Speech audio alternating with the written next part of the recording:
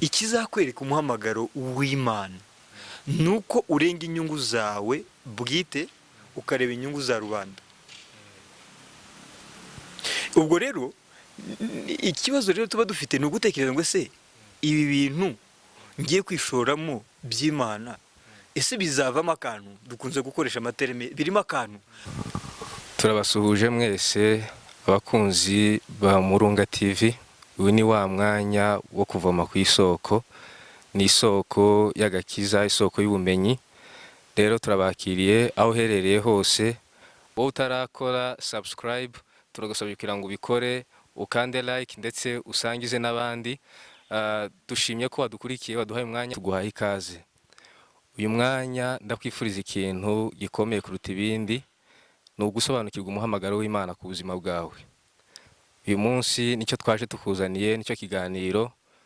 Nk'uko ubibona uyu munsi wa none tuje kugusangiza umuhamagaro w'Imana ni iki. Ese ni izihe ngaruka zo kumvira umuhamagaro w'Imana cyangwa se ingaruka zo kutawumvira? Uyu munsi nk'uko mubibona, mbere yuko twinjira mu kiganiro, twabazaniye umutumirwa. Ni umutumirwa ubizi neza, uza kudusobanurira icyo umuhamagaro w'Imana ku buzima bwawe icyo ari cyo. Rero reka tumwakire tumusaba kugira ngo atwibwire mu buryo burambuye. Murakoze cyane umunyamakuru wacu. Twishimiye ubutumire bwanyu, twishimiye kubana namwe kuri channel yanyu Murunga TV.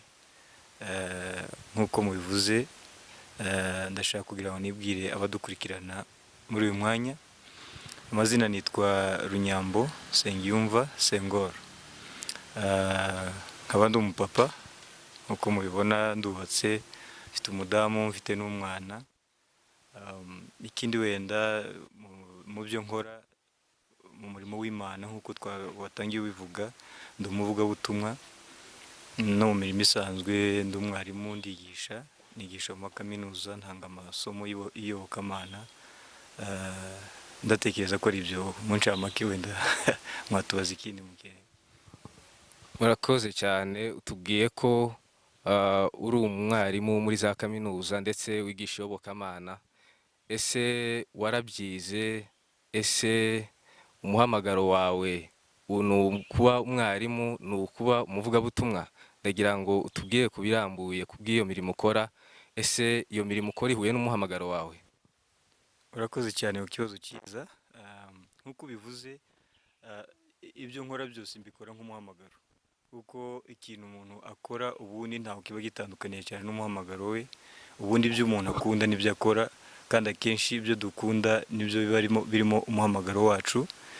Navuga ko nigisha muri kaminuza nk'umuhamagaro, ntabwo mbikora nk'umurimo gusa umpesha amafaranga cyangwa se uburyo bwo kubaho, ariko mbikora nk'umuhamagaro w'Imana, kuko nzi ko ari cyo Imana yampamagariye. Ikindi kandi nanone n'ivugabutumwa nkora ndikora nk'umuhamagaro, ntabwo ari akazi navuga kampesha amafaranga cyangwa se imibereho, ahubwo ni umurimo w'Imana, ni umuhamagaro w'Imana ku buzima bwanjye. Ikindi wari uvuze, narabyigiye, nize iyobokamana, nize theology.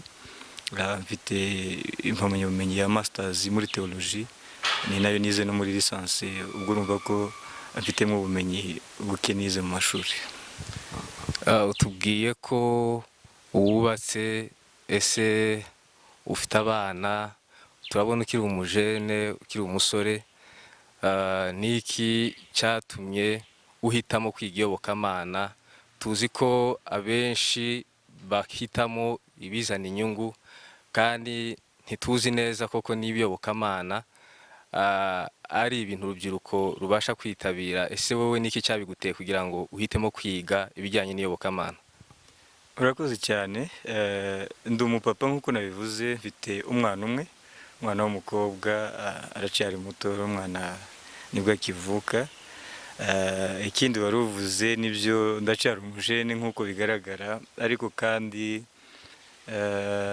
ndi mu murimo w'Imana. Yabaye challenge cyane nini ku buzima bwanjye kuja mu murimo w'Imana nkiri umusore, nkiri umujene. Kandi ndatekereza ko abasore benshi ntabwo babyumva, cyangwa se urubyiruko cyane cyane ntabwo babyumva ko Imana ishobora gukoresha urubyiruko, Imana ishobora gukoresha abantu bakiri bato. ariko niba hari ikintu ntekereza gikomeye cyane nuko Imana ishaka gukoresha abantu bakiri bato, n'abantu benshi Imana yagiye ihamagara, yabahamagaye bakiri bato bagifite imyaka mike, kandi atekereza ko aricyo kintu Imana yifuza ko dukora cyane, tugifite imbaraga z'ubusore, tugifite imbaraga z'ubuto, kugira ngo dukorere Imana mu gihe cyacu. Utubwiye ko uri umuvugabutumwa mu itorero usengeramo, ese umuvugabutumwa cyangwa se kumvugabutumwa niwo muhamagaro wawe? Urakoze cyane. Ubundi ntabwo ndi umuvugabutumwa gusa mu itorero nsengeramo, ahubwo ndi umuvugabutumwa aho bibaye ngombwa ko tuvuga ubutumwa. Ni kenshi nkunze kubona ubutumire hirya no hino mu matorero atandukanye kugira ngo dutange ijambo ry'Imana, kuko ubundi ijambo ry'Imana ntabwo rifite limite, ntabwo rifite aho rigarukira, nta n'imbibe ziba zihari, nkeretse wenyine wishiriyeho imbibe ukavuga ngo ntabwo narenga aha. Ariko twebwe tuvuga ubutumwa mu itorero ryacu, niko bimeze, ariko n'andi matorero tuvuga ubwo butumwa, kandi ni umuhamagaro wacu, ni umuhamagaro wanjye bwite. Ndemezanya n'umutima wanjye ko Imana yampamagariye kuvuga ubutumwa bwiza. Urakoze cyane. Ndagira ngo abadukurikiye bashobora kuba batekereza ese ubundi umuhamagaro ni iki? Ubundi abantu bose barahamagawe cyangwa se hari abandi runaka bahariwe ibintu runaka? Ese buri wese urimo kudukurikira yarahamagawe? Ubundi umuhamagaro ni iki? Watangira udusobanurira icyo umuhamagaro icyo ari cyo. Urakoze cyane munyamakuru. Umuhamagaro uko mbyumva nuko mbisoma mu ijambo ry'Imana, umuhamagaro ni umurimo. Ni umurimo Imana iduhamagarira gukora. Kuko harimo ijambo guhamagarwa, byumvikana ko hari uhamagara, hari n'uhamagarwa. Kandi iyo umuntu ahamagawe ntabwo umuhamagara just kubusa, umuhamagarira intego runaka. So iyo ntego rero Imana iduhamagarira niwo muhamagaro wacu. Mu ijambo rimwe wenda navuga ko umuhamagaro ni umurimo, kandi umuhamagaro ni intego y'ubuzima bwawe. Ni ukuvuga ngo umuntu iyo amenye umuhamagaro we aba amenye intego y'ubuzima bwe, ubu namenye n'ubushake bw'Imana ku buzima bwawe. Niba hari ikintu kigoye abantu cyane cyane urubyiruko, ni ukumenya ngo ese kuki ndi ku isi, n'iki Imana yampamagariye. Hari abantu bazi ko bari ku isi kugira ngo barye, banywe, baryame, cyangwa se bubaka amazu, babyare, bagwire, buzure isi, ariko batazi specifically ikintu Imana ibashakaho. Kuko icyo Imana igushakaho niwo muhamagaro wawe. Kandi iyo umuntu amenya umuhamagaro we, ndatekereza ko amenye ubuzima bwe. Hari ikindi warubajije uvuga ngo ese abantu bose barahamagawe? Hari ijambo muri Bibiliya rivuga muri Matayo igice cya 22, ndatekereza ko ari igice cya 10 umurongo wa 14, haravuga ngo benshi barahamagawe ariko bakeya nibo batoranyijwe. Byumvikana ko iyo bavuga benshi ntabwo bavuga umubare runaka, ni umubare utazwi. Bivuga ko abantu bose barahamagawe. Ariko rero iryo jambo rivuga ngo bakeya nibo batoranijwe, nabemera gukurikira umuhamagaro wabo, nabemera kumenya umuhamagaro wabo no kuwugenderamo. Abantu bose barahamagawe mu ijambo rimwe. Bishatse kuvuga ko gutoranywa k'umuntu abigiramo uruhare? Exactly. Umuntu abifitemo uruhare, kuko umuntu ashobora guhamagarwa ariko akanga umuhamagaro we. Ni benshi muri Bibiliya bagiye banga umuhamagaro wabo kugeza Imana ibemeje, ariko Imana iguhamagaye ushobora kwemera gukurikira umuhamagaro wawe cyangwa ukawuca ku ruhande. Yes. Urakoze cyane. Ndumva wenda guhuza amagambo n'umupasiteri ukomeye witabye Imana, umunyamerika witwaga Miles Monroe. Yaravuze ngo ibyago bikomeye mu buzima ntabwo ari urupfu, ahubwo yaravuze ngo ibyago bikomeye mu buzima ni ukubaho utazi impamvu uriho, impamvu waremewe, utazi umuhamagaro. Ndumva nicyo ushaka kuvuga. Urabitoye cyane, uvuze umugabo nkunda cyane, Miles Monroe. Ni umukozi w'Imana unyinspira, ni umukozi w'Imana nkunda gukurikira ibitabo bye yanditse, nkunda gukurikira ama video yakoze, inyigisho ze zitandukanye. Ubundi urebye mu muhamagaro we, niba nabyita umuhamagaro we, yari afite umuhamagaro kugira ngo yumvishe abantu intego y'ubuzima bwabo. Ubwo rero umuntu wese ku isi warayavutse na miliyoni nyinshi cyangwa se miliyari nyinshi ziri ku isi, buri muntu wese afite intego y'ubuzima bwe, kandi iyo ntego niwo muhamagaro we. so ibyago rero nk'uko bivuze bibaho ni ugukora ibintu bitajyanye n'umuhamagaro wawe. Urakoze. Birashoboka ko mu buzima umuntu yabaho atari mu muhamagaro wiwe kandi agatsinda mu byo akora, cyangwa se bishatse kuvuga ko kubura kugendera mu muhamagaro ari igihombo gikomeye. Ndagira ngo usobanurire umuntu udukurikiye, ese kutaba mu muhamagaro ni ikihe gihombo kibamo, cyangwa se kwemera ku muhamagaro w'Imana ni izihe nyungu zirimo? Urakoze cyane. Ndatekereza ko umuntu wese yagombye kumenya umuhamagaro we. Iyo ni necessity, ni ikintu umuntu wese yagombye guharanira. Ubwo rero umuntu atamenya umuhamagaro we n'ubuzima bwe byagora kubumanaginga cyangwa se kubuyobora, kuko ubuzima bwacu buri attached, bufatanye n'imihamagaro yacu. Umuntu yakora ikintu kimurimo, ikintu kiri mu muhamagaro we, aba arimo gukora ubuzima bwe. Gukora ikintu kitari mu muhamagaro wawe ni ukuba mu mubabaro w'iteka. Ni nko kwambara inkweto itakweneye cyangwa se itagufitinga. So iyo umuntu adakora ibintu bye abikora avunitse ubuzima bwe bwose, ariko iyo ukorera mu muhamagaro wawe ubuzima buroroha, kuko ugendera mu buzima bwawe. Fata nk'urugero nk'abantu bakina umupira, abakinnyi bakomeye, buriya umuhamagaro wabo uri mu maguru. Adakoresheje amaguru ye nta kindi yakoresha. Abandi nabo bandika ibitabo, imihamagaro yabo iri mu mutwe wabo, ibyo batekereza bakabishyira mu nyandiko, noneho abandi bakabisoma. Navuga ibintu byinshi. So umuhamagaro w'umuntu nibwo buzima bwe. So kudakorera umuhamagaro wawe ni uguhomba ubuzima bwawe bwose. Urakoze cyane, uvuze ibintu bitandukanye n'ibyo dusanzwe tuzi. Tuzi ko umuhamagaro ari iriya mirimo itanu numva bavuga muri Bibiliya, harimo kuba umushumba, kuba umuvugabutumwa, kuba umwigisha, kuba umuhanuzi n'indi nk'iyo ngiyo.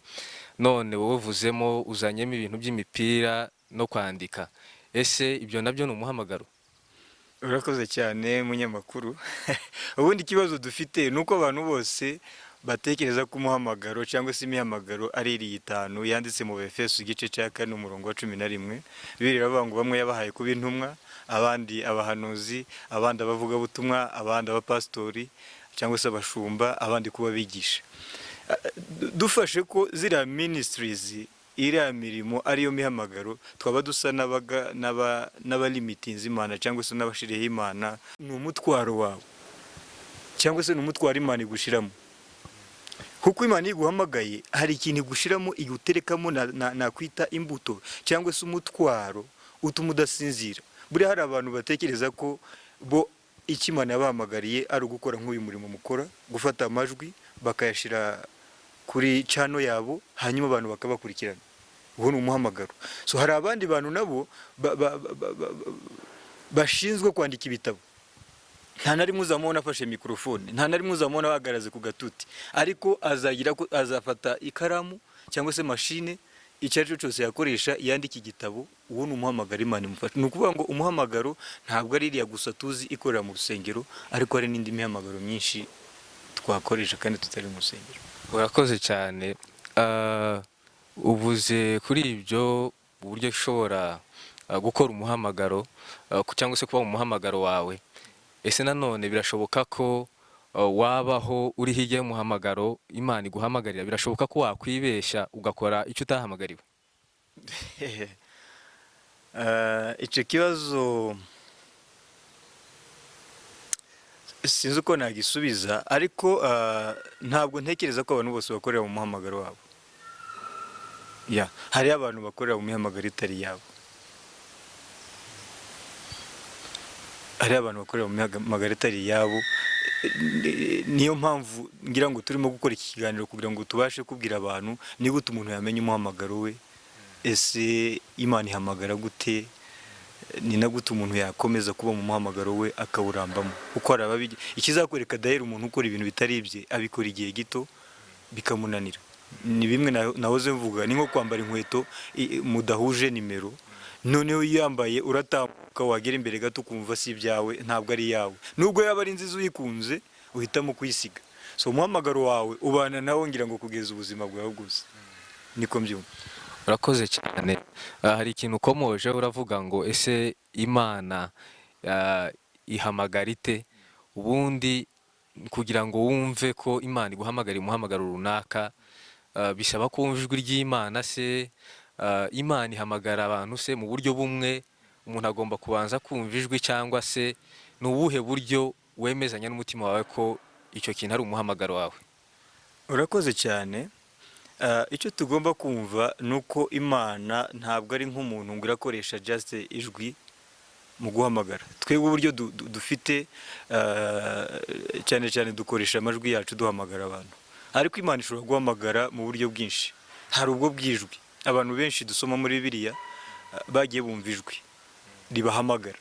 Nk'umugabo witwa Mose, hari ukuntu Imana yamwiyeretse mu gihuru cyaka umuriro, ariko muri cya gihuru hasohokamo ijwi riravuga ngo Mose kwetura inkweto kuko ahantu uhagaze nahera ahera.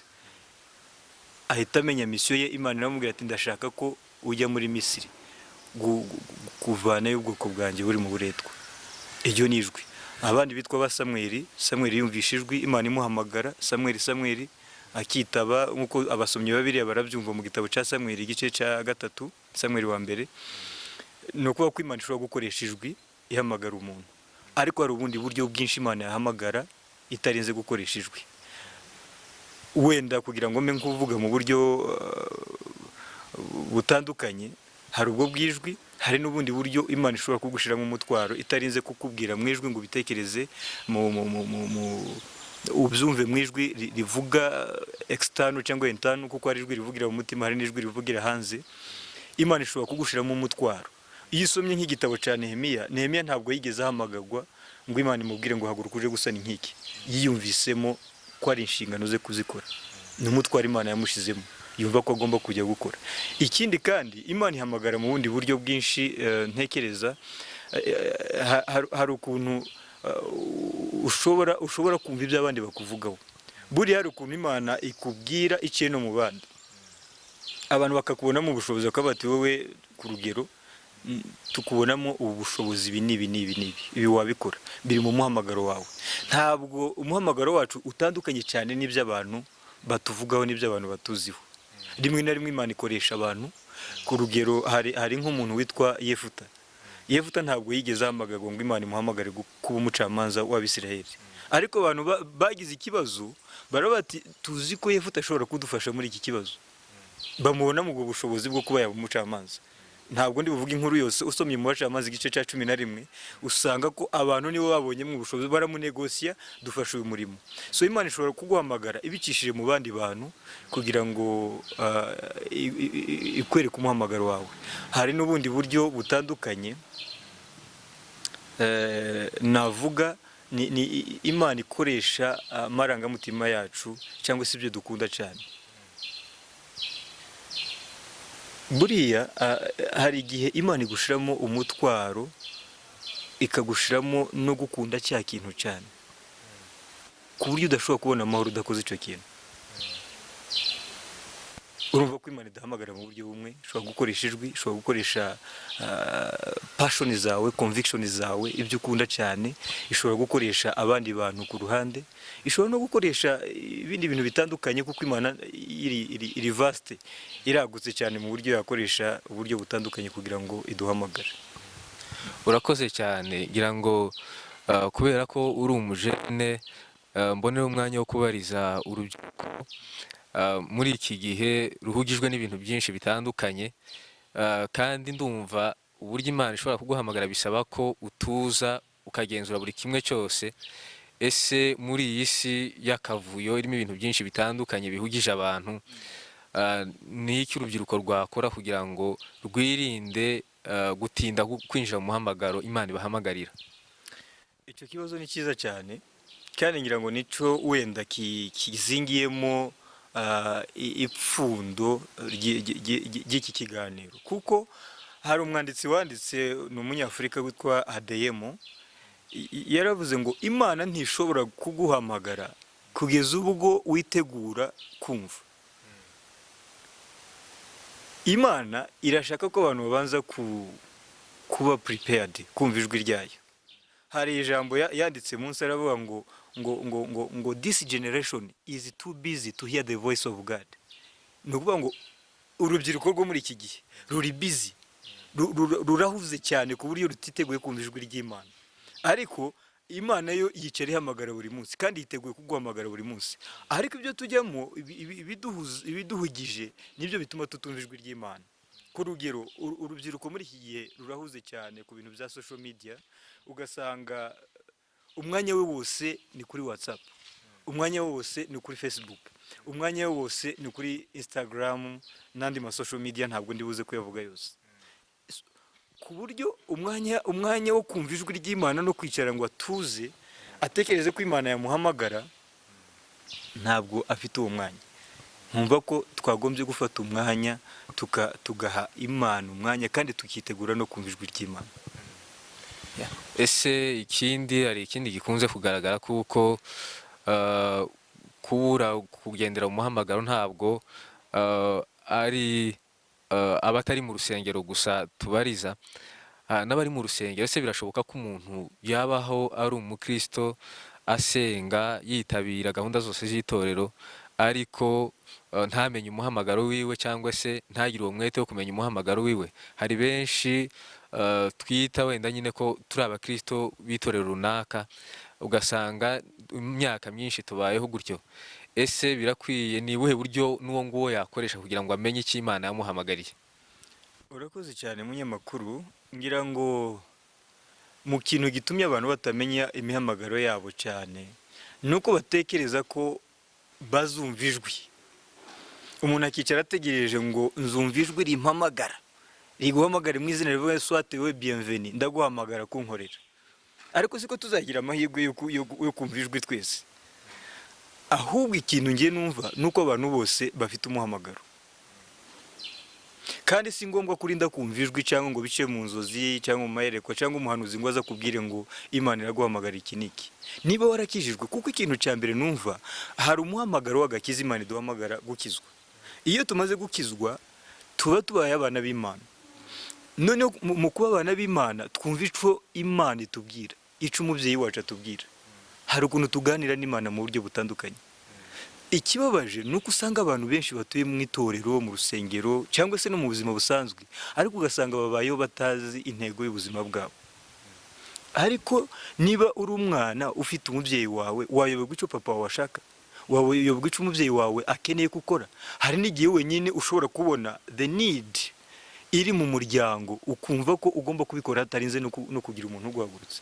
So abantu benshi bategereje ko bazumva ijwi, bakabona igihuru cyaka umuriro nka kurya byagendeye Mose, cyangwa bakabona umuco batunga biva mu ijuru nka kurya byagendeye Paulo, cyangwa bakumva ijwi ribahamagara nka kurya byagendeye Samuel.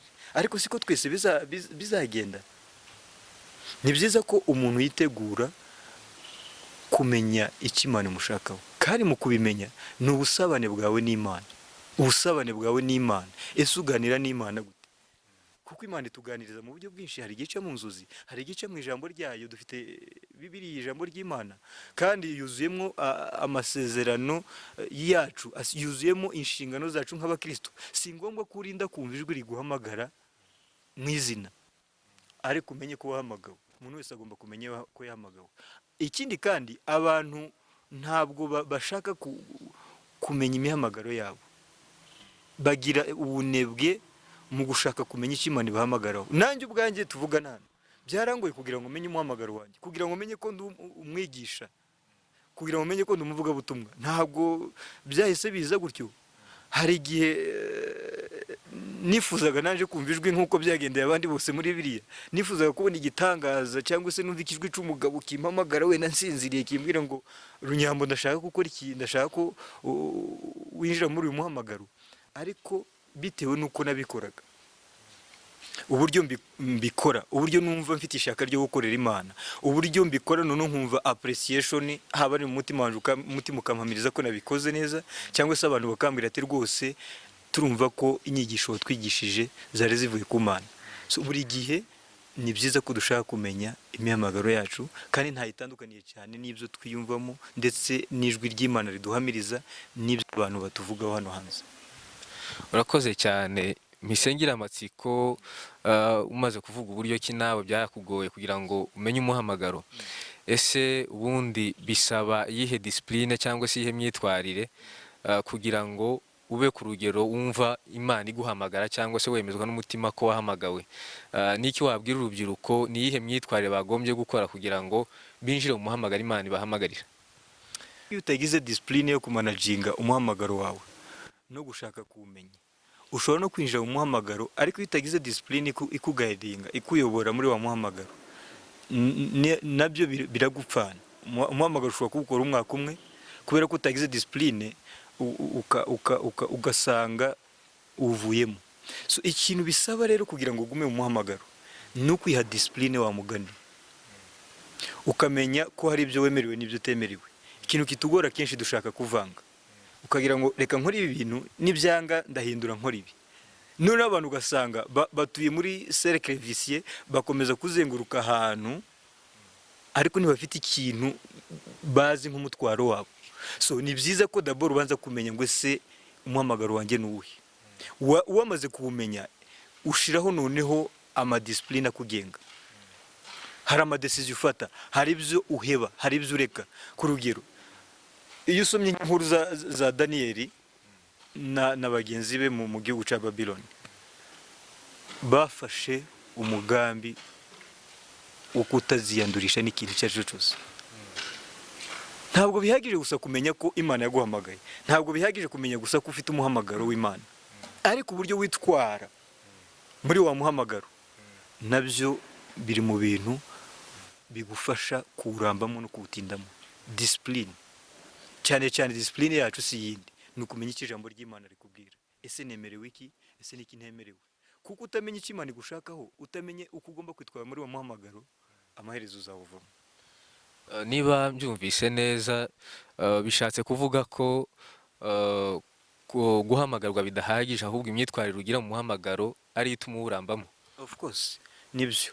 Imana iyo imaze kuguhamagara, ntabwo uhita uryama ngo usinzire, utangira gushaka n'ibindi bintu ukora. None se navuga ko ndi umwarimu muri kaminuza, narangiza nkavuga ko mfite umuhamagaro wo kwigisha, nkaryama ngasinzira?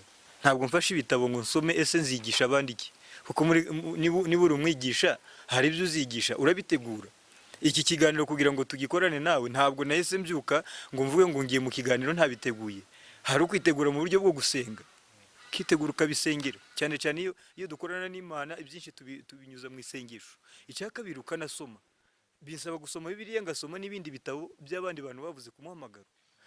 Ubwo rero discipline yawe ni ikwereka uburyo witwara muri wa muhamagaro. Ubwo rero guhamagarwa ntibihagije, tugomba kugera no ku rundi rwego rwo kumenya ibyo dukora muri wa muhamagaro n'isoko tuvomamo ibyo dukoresha muri wa muhamagaro wacu. Urakoze cyane. Abantu hari ibintu bakunze kwitiranya hagati y'umuhamagaro n'impano. Ese ibyo bintu wowe wabyize, wize iyobokamana, n'ibitabo wagiye wandika, mu mashuri wize wagiye wandika ku muhamagaro, ese umuhamagaro niyo mpano y'umuntu? Urakoze cyane. Ubundi umuhamagaro n'impano ni ibintu bibiri bitandukanye.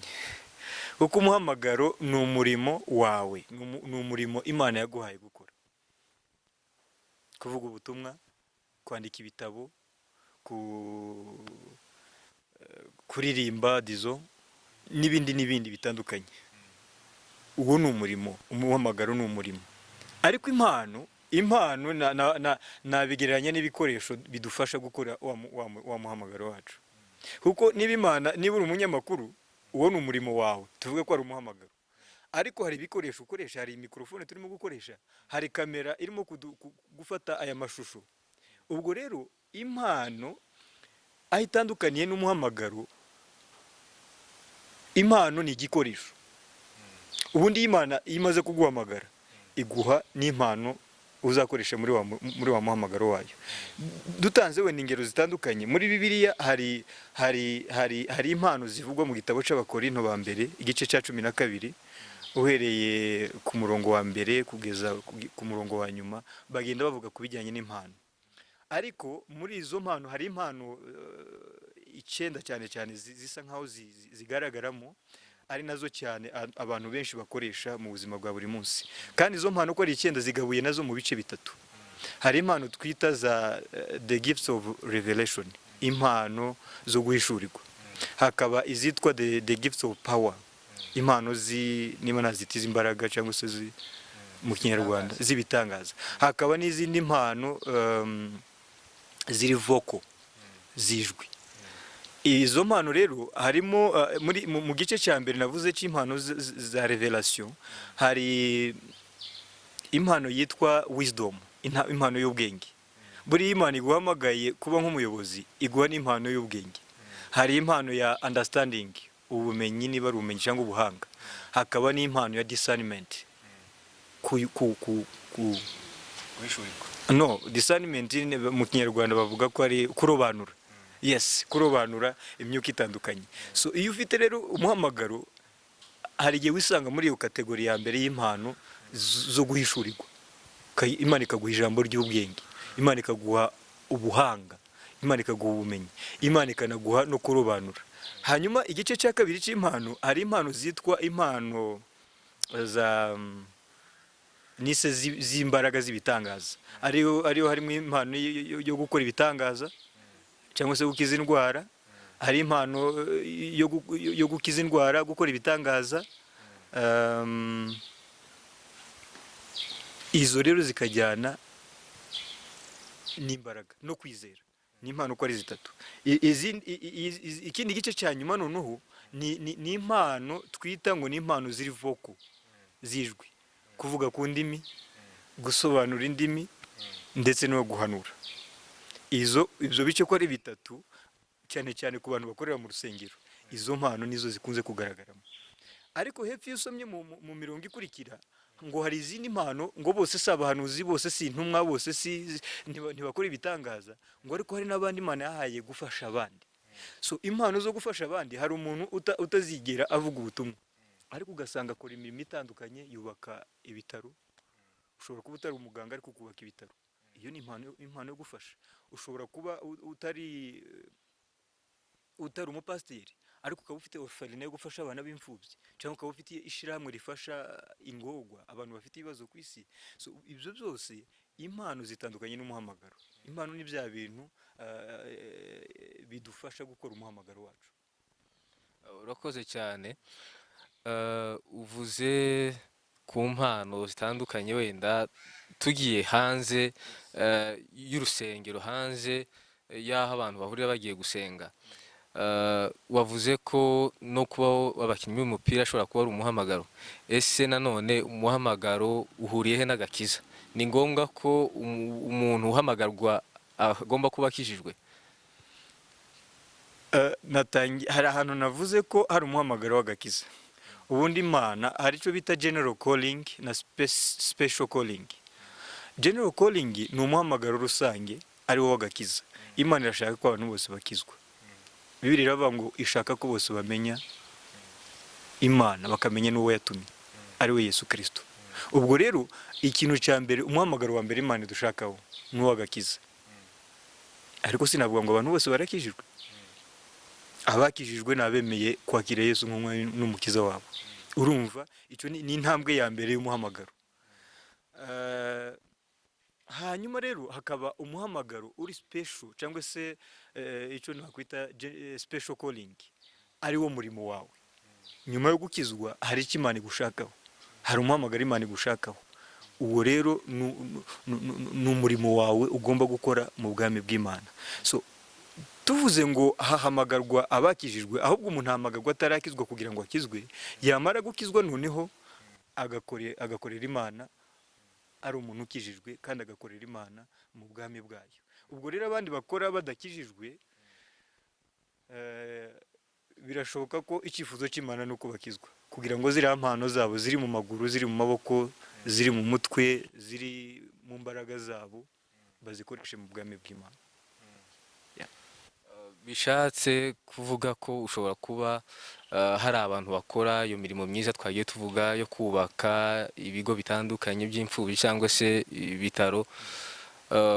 Bishatse kuvuga ko izo mpano cyangwa se umuhamagaro bafite warushaho kuba mwiza ari uko bakijijwe. of course nibyo, kuko Imana irashaka ko ibintu byose tubikora biganisha mu bwami bwayo. Imana irashaka ko twagura ubwami bwayo ku isi. Imana irashaka ko imikorere yayo igaragara ku isi, ariko ikibazo ni uko bikorwa mu buryo abantu batekereza ko ari ubwabo bwite. Ntabwo navuga ko abantu bose bafasha ari abakristo, kandi nta nubwo babikora bashaka kwagura ubwami bw'Imana. None se niba tuvuga Croix Rouge tukavuga HCR, twavuga se ko ari abakristo? Bashobora kuba harimo abakristo, ariko ntabwo babikora nk'abahamagawe n'Imana, nk'abantu babikora kubwo kwagura ubwami bw'Imana. Ushobora gukora imirimo yo gufasha, ushobora gukora imirimo twita ko ari imirimo myiza, ariko uri hanze y'agakiza. Mu Befeso igice cya 2 umurongo wa 10 hari ahantu havuga ngo Imana yaduhamagariye muri Kristo Yesu imirimo myiza kugira ngo tuyigenderemo, ariko yose tuyikora muri Yesu Kristo. So imirimo yose ikorwa andehora ya Yesu Kristo, iyo ntabwo twavuga ko ari y'abakristo cyangwa se ari y'ubwami bw'Imana. Urakoze yango tukugarutseho, wize yobokamana, waciye mu buryo bwo kumenya umuhamagaro. Ese hari abatekereza bakavuga ngo ngiye muri ibi ngibi umuhamagaro byambuza gukora ibindi, kandi nibyo mbonamo inyungu. Ese ubundi umuhamagaro w'Imana iguhamagarira ubamo inyungu zishobora kugutunga ku buryo udakenera ibindi? Urakoze cyane. Ico kibazo ni ikintu kigora abantu benshi kugira ngo binjire mu muhamagaro w'Imana. Mu bintu byangoraga cyane kwishora mu bintu by'Imana, namagawe nkiri umujene, nkiri umusore. Ikintu cyambeye obstacle, imbogamizi cyane, kwari ugutekereza ejo hanje. Nkicara nk'abantu se ko nishora mu bintu by'Imana nka umuvuga butumwa, ese nzabaho nte? Nzashaka gute? Nzatunga umuryango gute? Ariko ikintu tugomba kumenya nuko ubundi umuhamagaro ntabwo Imana iduhamagara kubw'inyungu zacu. No, Imana iduhamagara kubw'inyungu zayo cyane kuruta inyungu zacu. Iyo dushaka kwita umuhamagaro w'Imana, ntabwo tugomba kureba inyungu zacu bwite. Ikizakwereka umuhamagaro w'Imana nuko urenga inyungu zawe bwite ukareba inyungu za rubanda. Ubwo rero ikibazo rero tuba dufite ni ugutekereza ngo ese ibi bintu ngiye kwishoramo by'Imana, ese bizavamo akantu? Dukunze gukoresha amaterme birimo akantu. N'ubu ngubu abantu benshi gituma ubona badakora mu rusengero nuko nta kintu bafata mu buryo buri material, mu buryo buri financial. Batekereza ko nk'ubu ngubu batanze recruitment bakaba bati gwera none aba protocol tugiye kuzajya tubishura amafaranga, imihamagaro yavuka. Bavuze ngo abantu bacuranga mu rusengero tugiye kuzavuka, abantu bakiga na za gitari, bakiga na za piano n'ibindi. Bavuze ngo bavuga butumwa tugiye kubagenera akantu, imihamagaro yavuka. Ariko rero Imana iguhamagaye ntabwo ubanza kureba inyungu zawe bwite, ubanza gusa n'uwibagiwe, hanyuma noneho ugakora umurimo w'Imana, ibyo kugutunga no kukubeshaho. Ese niba Imana iguhamagaye ikaguhamagara kuyikorera, izananirwa kugutunga? Ikibazo no kwihamagara. Niba wihamagaye ubwo uri yansharja gushaka ibikubeshaho, gushaka ibigutunga n'ibyawe. Ariko niba ari Imana yaguhamagaye, izaguha ibyo ukeneye byose. Reba urugero rwa Abraham. Imana imaze kumuhamagara yamuhaye imibereho, yapfuye ari umukire. Ba Mose yaciye mu buzima bugoye bw'umuhamagaro, ariko ntabwo yabayeho nabi, Imana yaramutunze, yamubeshejeho. Imana rero yiguhamagaye igutegurira nibizagutunga. Ariko icyo tugomba kumenya nuko tutagomba kureba inyungu zacu n'impano bwacu. Ntabwo impano tugomba gushaka ko twe zifasha. Nk'ubu ngubu niba uri umuririmbyi, ntabwo uririmba indirimbo kugira ngo uzitegereze zikubake wenyine. Nubwo zishobora kukubaka, ariko dukeneye abandi bantu bazumva benshi hanze, hanyuma noneho zikabubaka, zikabafasha. Ubwo rero inyungu y'umuhamagaro si wowe bwite, n'abandi benshi. bitavuga kuko mu muhamagaro Imana idashobora kuduhamo ibidutunga bya buri munsi. Yeah. Kuko Bibiri iravuga ngo niba tubabibamwe iby'umwuka tugomba kubasaruramo iby'umubiri, niko Paulo yavuze. Hari igihe Imana idufasha mu mirimo dukora mu muhamagaro wayo bikaba byavamo n'akandi kantu kadutunga, kandi umuhamagaro wacu ntaho utandukaniye n'imibereho yacu. urakoze cyane. Ndagira ngo iki kintu duse n'abakivugaho nanone, ni uburyo ki watinyura umuntu w'umusore w'umujene kugira ngo yemere umuhamagaro w'Imana. Birashoboka ko umuntu runaka udukurikiye ayumva hari ikintu Imana imumuhamagarira, ndetse gishobora gutuma ava muri cya kindi cyari kimutunze cyari kimubeshejeho, cyaba cyiza se cyangwa se kiri mu bundi buryo abibonamo butari bwo, akumva afite ubwo bwoba bwo kubireka, abona nta bundi buryo ashobora kuba hari icyo kimubeshejeho. Watinyura gute uwo muntu kugira ngo yemere akurikire umuhamagaro Imana imuhamagarira?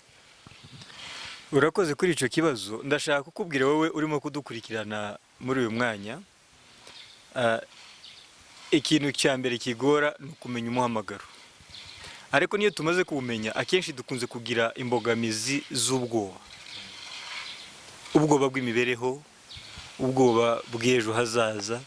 Ese ninemera kwinjira mu muhamagaro nzabaho nte, bizagenda gute? Ariko ubwoba nta kintu na kimwe ushobora kugeraho ufite ubwoba. Ndashaka gutinyura urubyiruko, cyane cyane abantu bakiri bato, kugira ngo bareke kwinangira. Hari igihe ushobora no gutekereza ko ibyo wowe utekereza ko ari byo birimo agakiza kawe n'imibereho yawe, ariko Imana yakuremye niyo igufiteho umugambi ukomeye kuruta wowe wifiteho. Imana ntabwo yakwemera ko usiragoringa nk'umuntu wayo, nk'umuntu wikorera. Icya mbere ni uko tugomba kunesha ubwo bwoba, tukareka ubwoba. Icya kabiri ni uko tuba ready, dutegura amatwi yacu kumva icyo Imana idushakaho. Tureke kuba busy, tureke kwima Imana umwanya, duhe Imana umwanya wacu kugira ngo ituganirize. Kuko Imana irahamagara, n'uyu munsi irahamagara kandi izakomeza ihamagare. Bibiri iravuga ngo ibisarurwa ni byinshi ariko abasaruzi ni bake. Bivuga ko Imana ikeneye abakozi benshi, ikeneye abanyamuhamagaro benshi. So ni byiza ko twemera kumva ijwi ry'Imana kuruta kugendera ku marangamutima yanjye. Ndatekereza niga theology, muri challenge nagiraga ko ari ukuvuga ngo ese nzabaho nde, bizagenda gute mu buzima bwa buri munsi.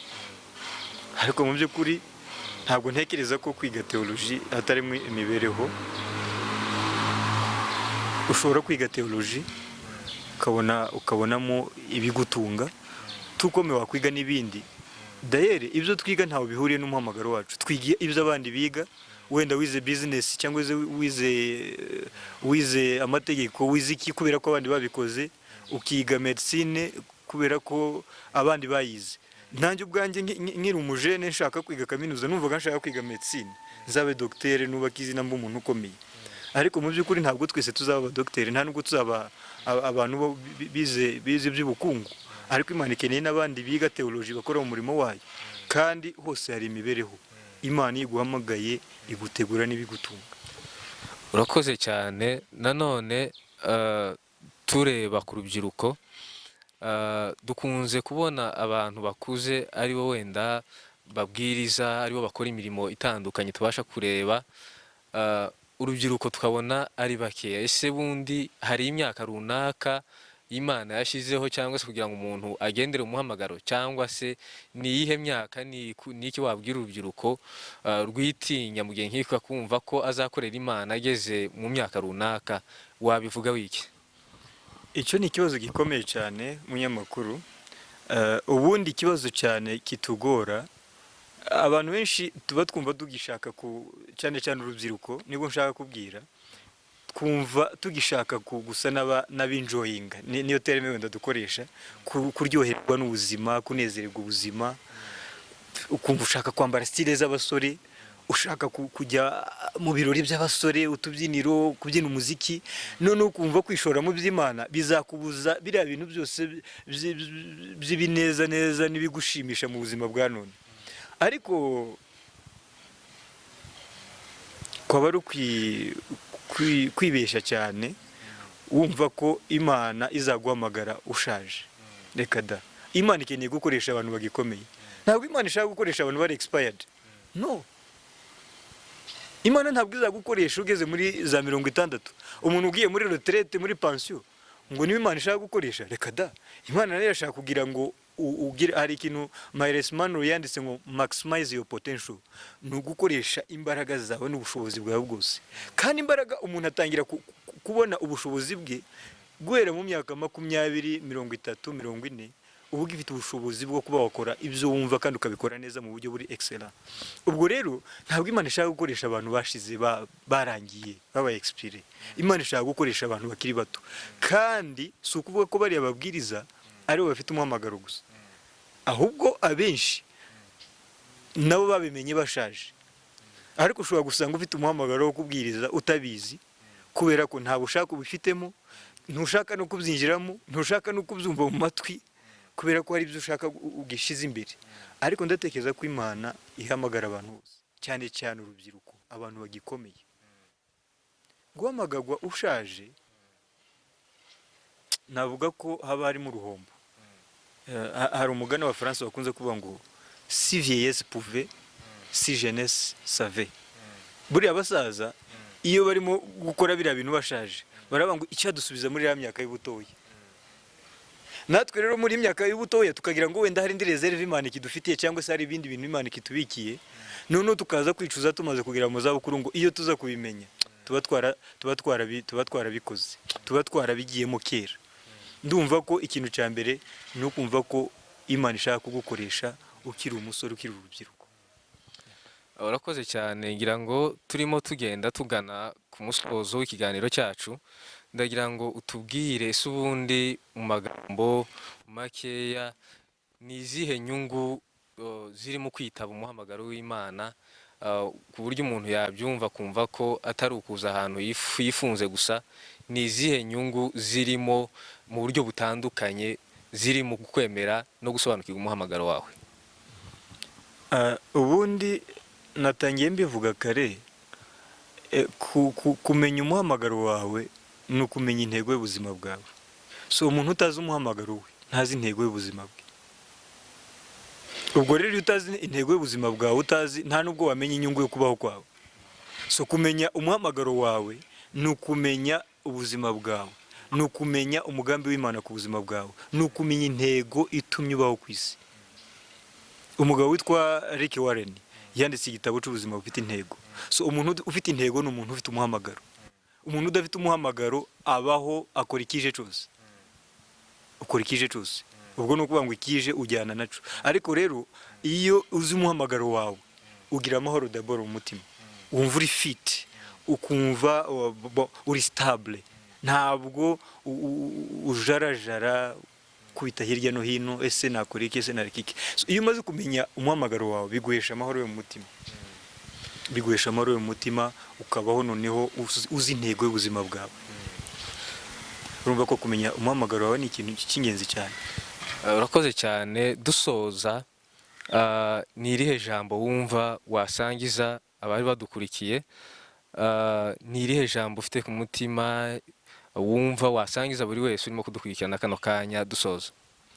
Ndashaka kukubwira wowe udukurikiranye muri ano masaha urimo kureba iki kiganiro, ikintu cya mbere ni uko ugomba kumenya ko ufite umuhamagaro w'Imana.